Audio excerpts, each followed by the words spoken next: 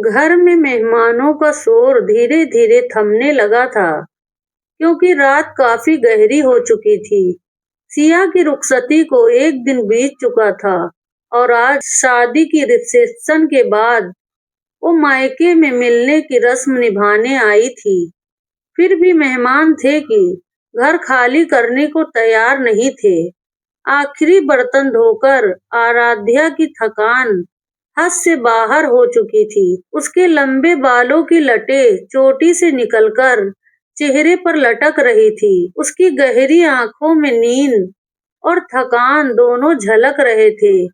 Living room की दीवार पर टंगी घड़ी 1:30 बजा रही थी। इतनी रात गए भी अगर वो ना थकती तो कोई बात नहीं थी, लेकिन शाम वाली रस्म के बाद फिर सबने खाना खाया, चाय पी, बातें की और ये सारे काम निपटाते निपटाते आराध्या की हिम्मत अब जवाब दे रही थी। शुक्र था किचन साफ हो गया।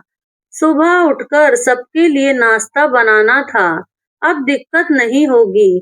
गहरी सांस लेकर उसने दुपट्टे से हाथ पोंछे और किचन से बाहर निकली। तभी पीछे से आवाज आई, अरे तू कहाँ सोने जा रही है आराध्या? तेरा कमरा तो मम्मी ने सिया और उसके पति को दे दिया है। ये सिया से छोटी नैना थी, जिसने बड़े इत्मीनानी से ये बम फोड़ा। मेरा कमरा सिया को दे दिया तो मैं कहाँ सोऊंगी? आराध्या ने वही बात दोहराया। उसने लिविंग रूम की ओर देखा, जहां घर के सारे मर्द और लड़के जमीन पर बिस्तर डालकर सो रहे थे। दिसंबर की कड़कड़ाती सर्दी थी। बिना रजाई कंबल के सोना नामुमकिन था। हाँ, पहले उसने कई रातें सोफे पर सिकुड़ कर भी गुजारी थी, लेकिन आज उसने सोफे की ओर देखा तो वो भी भरे हुए थे। आराध्या की आंखों में आंसू उतर आए। क्या जरूरी था कि हर मौके पर उसे उसकी औकात याद दिलाई जाए? लेकिन मम्मी से पूछ तो लो कि अब मैं कहाँ सोऊंगी? छत पर तो नहीं सो सकती ना? वो रुआसी होकर बोली। अपना तकिया उठाकर मम्मी के कमरे में जा रही, नैना चिढ़कर पलटी। मैं तेरी नौकरानी हूँ, जो तेरे पैगाम ले लेकर दौड़ती फिरूं। खुद जाकर बोल दे। नखरे भी तो देखो, जैसे कोई राजकुमारी के हों। यहीं किचन में बिस्तर डाल लेट जा। इतना कहकर वो अंदर चली गई। उसके हाथ में मोबाइल लगातार बज रहा था और आराध्या जानती थी कि वो अगला 1 घंटा अपने किसी दोस्त से बात करने में निकाल देगी। थके कदमों से आराध्या लिविंग रूम में थोड़ा आगे बढ़ी। घर बड़ा था, नीचे ऊपर कई कमरे थे, लेकिन ऊपर के दोनों कमरों में सिया और नैना के दहेज की पेटियां भरी थी। अकेले ऊपर सोने की हिम्मत उसमें नहीं थी। बचपन से ही दूसरी मंजिल के बारे में अजीब अजीब बातें सुन रखी थी। मौसी के कमरे में भी नहीं जा सकती थी, क्योंकि उनकी प्राइवेसी डिस्टर्ब होती। उन्हें भीड़ पसंद नहीं थी। बाकी सारे कमरे मेहमानों के कब्जे में थे। आखिर मौसी ने इतने सारे मेहमानों को रोका ही क्यों था? वो चिढ़ गई। तभी नैना ने फिर आकर कहा, सुनो, मम्मी कह रही है तुम विराज भैया के कमरे में जाकर सो जाओ। इतना कहकर वो फिर अंदर गायब हो गई और आराध्या के ऊपर जैसे ठंडा पानी डल गया। विराज के कमरे में उसका दिल जोर से धड़का। गाल शर्म से नहीं, अपमान से लाल हो गए। उस शख्स के कमरे में वो कैसे जा सकती थी, जो उसका साया तक बर्दाश्त नहीं करता था। उसका नाम निहाल, उसका पति, जिसके साथ उसकी शादी हुई थी, पिछले 5 साल से उसका नाम तक लेना गवारा नहीं करता था। फिर भी वो उसके कमरे में जाकर सो जाएगी।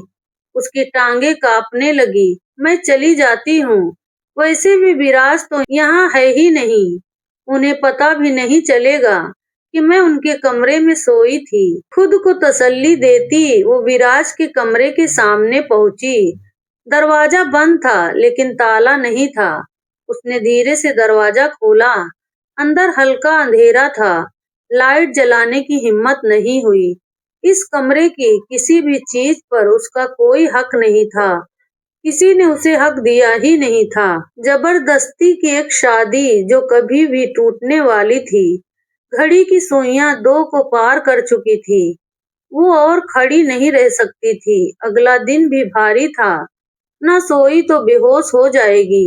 मजबूरी में उसने धीरे से बेड पर लेटकर पहले से बिछा कंबल ओढ़ लिया। नींद उसे घेरने लगी। सोते सोते उसे एक सरसराहट हुई और फिर किसी ने दाहिनी तरफ से कहा, किसकी मर्जी से आई हो तुम यहाँ? तुमने तो दावा किया था कि मेरे नजदीक आना भी तुम्हें नफरत देता है। मेरी सूरत तक देखना गंवारा नहीं। फिर आज खुद को मेरी बाहों में पनाह लेने चली आई। भारी नींद भरी आवाज उसके कान के पास गूंजी तो आराध्या ने झटके से आंखें खोली। विराज था। वो उठना चाही, लेकिन मजबूत बाजुओं ने उसे कसकर जकड़ लिया।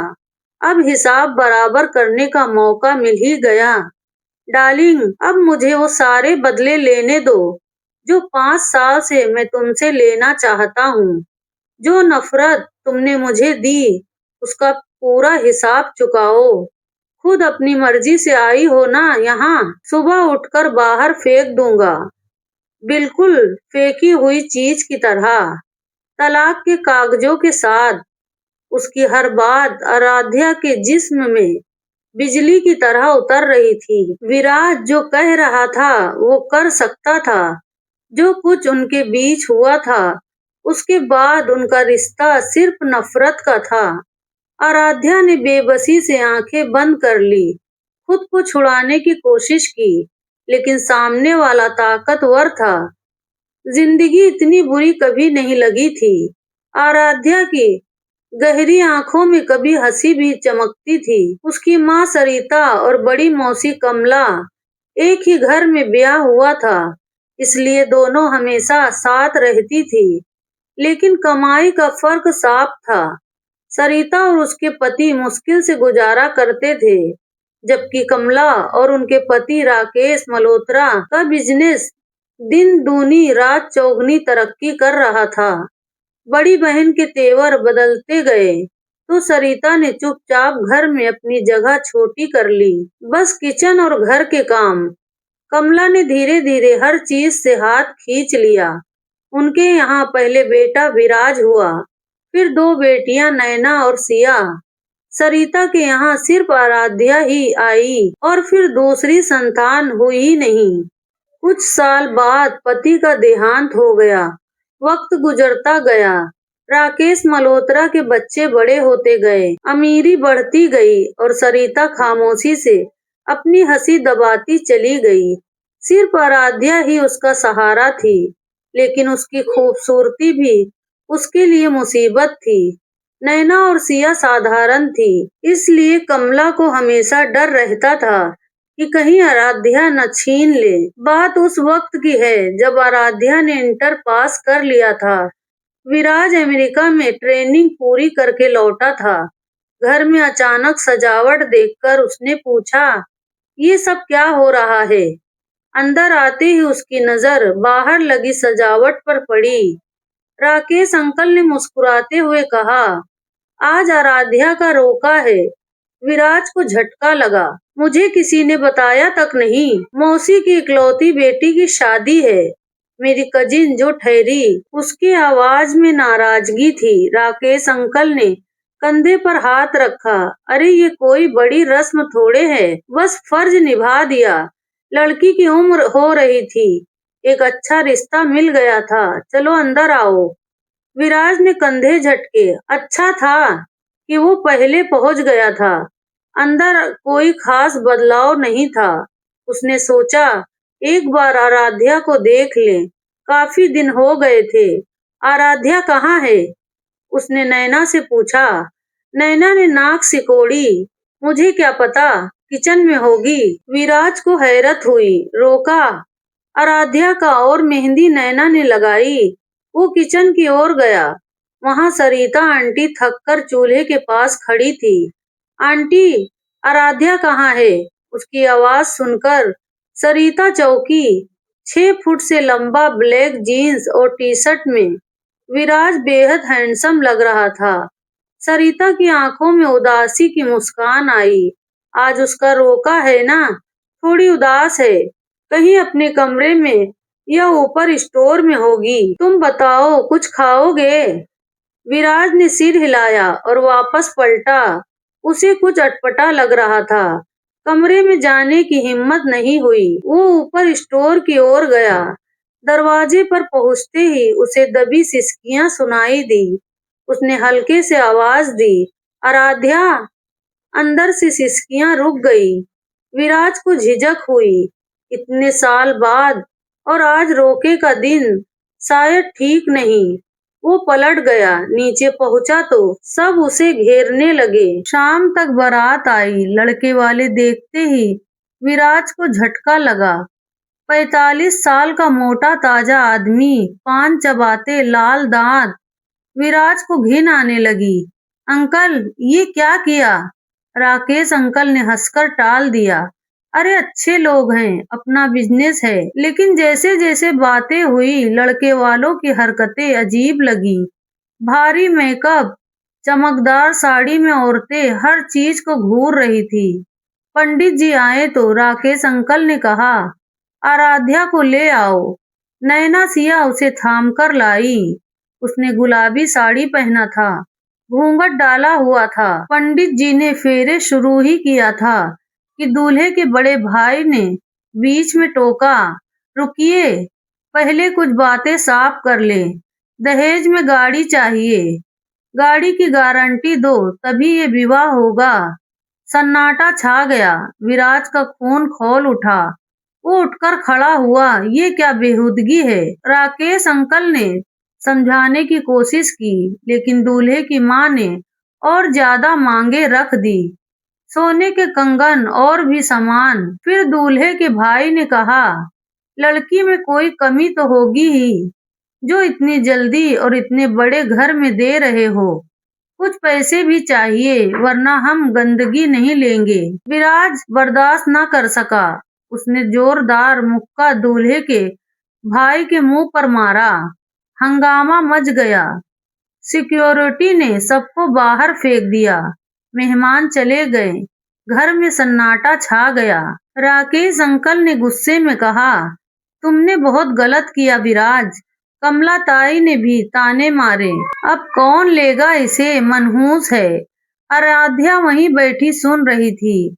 विराज का दिल जोर से धड़का। उसने अचानक कहा, मैं करूंगा आराध्या से शादी। अभी पंडित जी विवाह कर दें। सब सन्न रह गए। कमला ताई चिल्लाई, लेकिन विराज नहीं माना। विवाह हो गया। विवाह के बाद विराज ने कहा, आराध्या को कमरे में ले जाओ। सरिता आंटी ने उसे थामा और कमरे में पहुंचाया। आराध्या घबराई हुई थी। मम्मी, ताई मुझे पसंद नहीं करती। अब क्या होगा? सरिता ने माथा चूमा। भगवान ने तेरे लिए अच्छा चुना है। लेकिन अगली सुबह सब बदल गया। विराज बाहर गया था।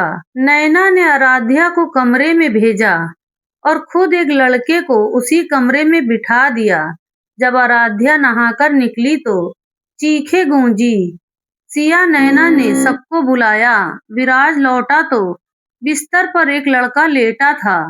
आराध्या हैरान। लड़के ने कहा, इसी ने बुलाया था। विराज को कुछ समझ नहीं आया। तमाचे चले, गालियां दी गईं। आराध्या चीखती रही, मैंने कुछ नहीं किया। तभी सरिता आंटी का दिल का दौरा पड़ा और वो चल बसी। कमला ताई ने आराध्या को पीटा, घर से निकालने की बात की। विराज चला गया। 5 साल गुजर गए। आराध्या घर में नौकरानी बनकर रह गई। फिर एक दिन नैना का रिश्ता पक्का करने आए लोग। आराध्या ने दरवाजा खोला तो देखा वही लड़का जो 5 साल पहले कमरे में था।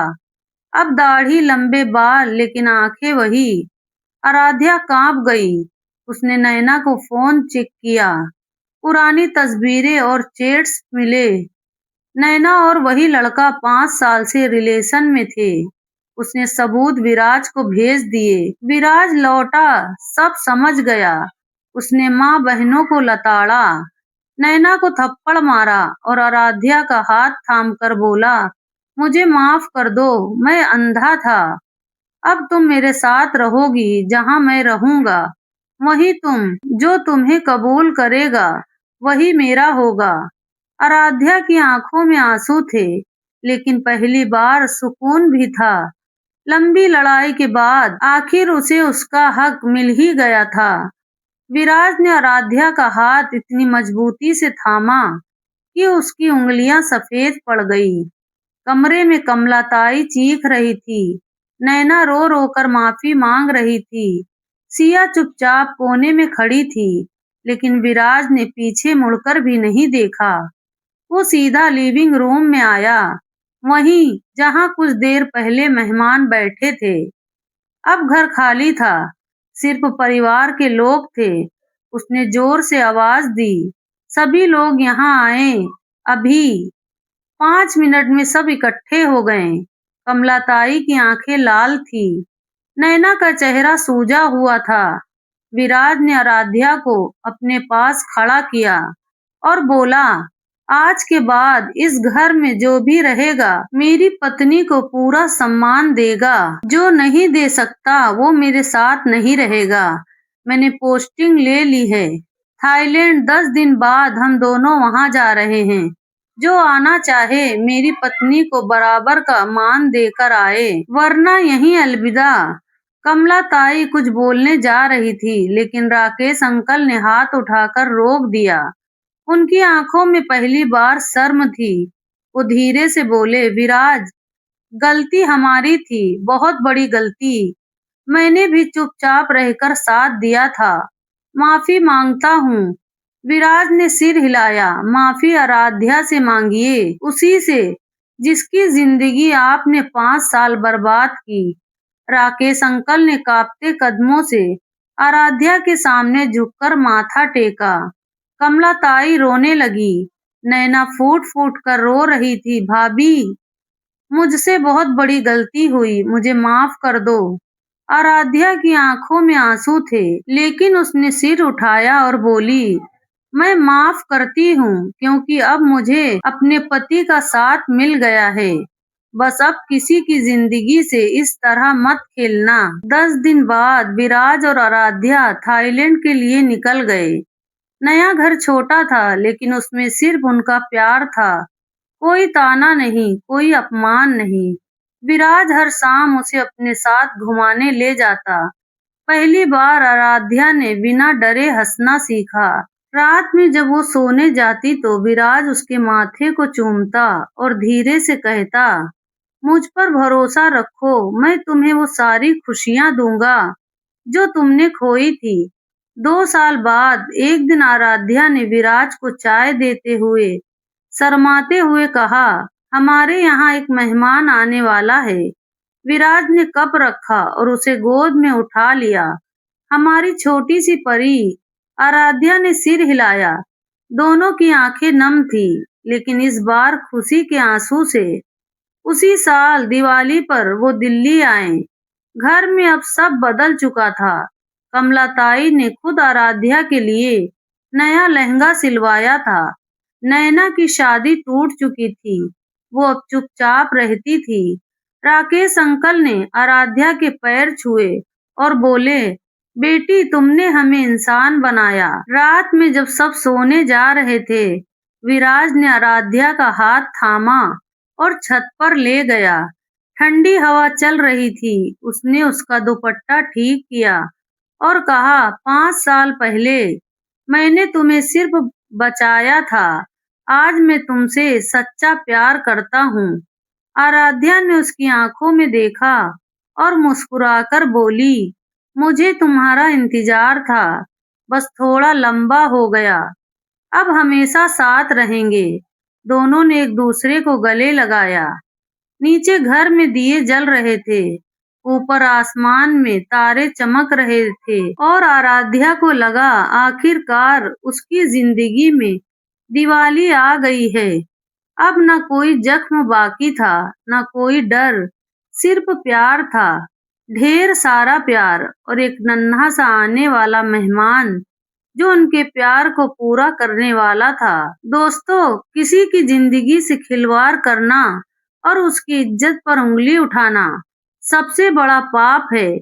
नैना, सिया और कमला ताई ने अपनी छोटी-छोटी ईर्ष्या और नफरत की वजह से न सिर्फ आराध्या की जिंदगी बर्बाद करने की कोशिश की, बल्कि अपने ही घर को खोखला कर दिया।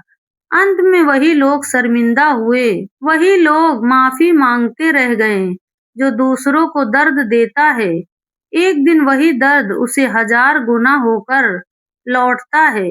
प्यारे साथियों, आपको ये कहानी कैसी लगी? नीचे कमेंट बॉक्स में जरूर बताएं। कहानी अच्छी लगी तो स्टोरी को लाइक करें और अपने दोस्तों के साथ शेयर करना ना भूलें।